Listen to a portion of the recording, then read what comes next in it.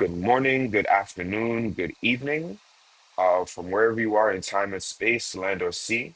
Welcome to Just the Word TV, and thank you for joining our daily morning devotion. This channel is built on one mission to help you hear what God actually said, not tradition and just the word. So, a part of this devotion today is just me talking about my experience yesterday. Um, I I got the opportunity to go to the organization of my hero, right? I was in the Bahamas yesterday, and Nassau, Bahamas, and I had the privilege to go and visit Bahamas Faith International. And why that's important for me is because Miles Monroe is the reason why I even started doing devotions in the first place. And you might ask, well, why Miles Monroe? I remember during a dark period of my time, during a dark time of mine, during a dark period, I stumbled upon Miles Monroe and I started learning from Miles Monroe.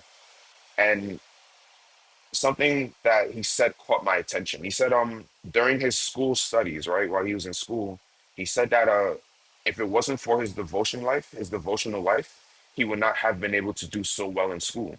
So he was doing a devotion every single day while he was in school. So I decided that, I was in school at that particular point in time. I said, if it worked for him, right, and it's a very, very practical, very logical idea, maybe it'll work for me.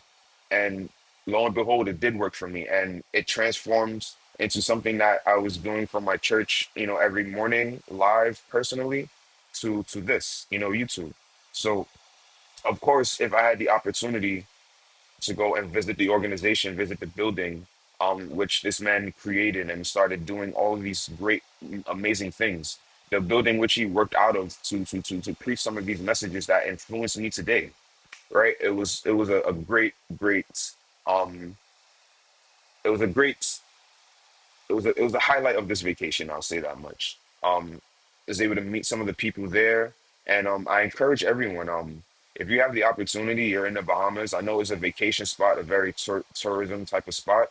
But if you are a church, if you are a man of God, if you are a woman of God, and you're in Nassau, Bahamas, and you're visiting, vacationing, take a stop by and take a look at the work that he's put into building this organization. Look at his vision even after his death. Look at his legacy even after his death.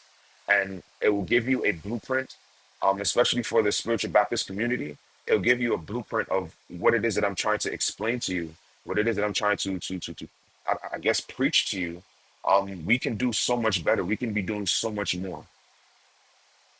But yeah, that's something I want to say to just we want to explain to you guys and just to show you, I guess, to reveal the true meaning or the foundation of why these devotions started in the first place. So to continue on with our topic with these devotions, right?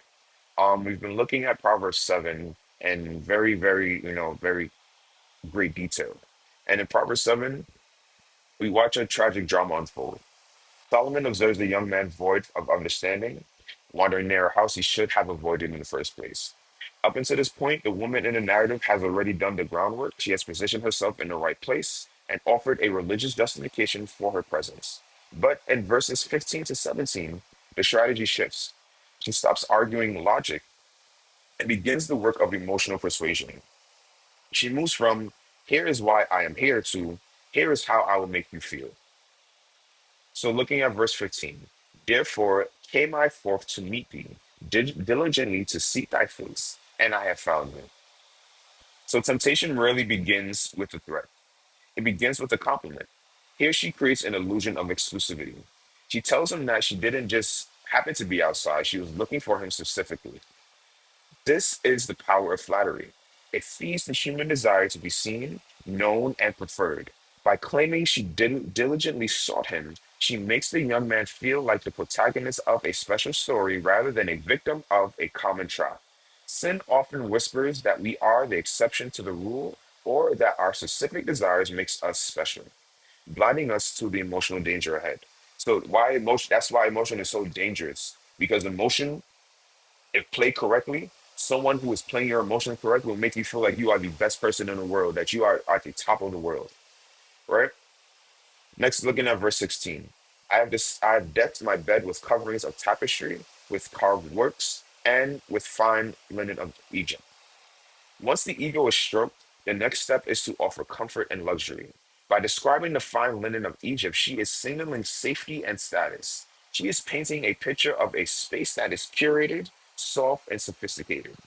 Resistance is easiest to maintain when things feel gritty or wrong, but when temptation offers a sense of high-end comfort, our eternal alarms tend to quiet down. We mistake aesthetic beauty for moral safety.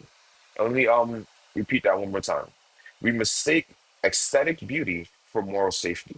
She isn't inviting him to a dark alley. She is inviting him to a place that feels like a reward. It's now verse 17 is talking about the sensory overload now, right? I perfume my bed with myrrh, aloes, and cinnamon. Finally, she moves to the senses. This verse is about total immersion. Myrrh, aloe, and cinnamon were exotic, expensive, and intoxicating scents.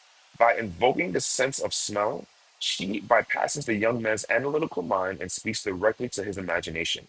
Overstimulation is a key tactic of temptation. When our senses are flooded, whether by digital dopamine, physical pleasure, or material excess, it becomes incredibly difficult to think about consequences. The fragrance of the moment masks the stench of the eventual outcome. I'll repeat that again.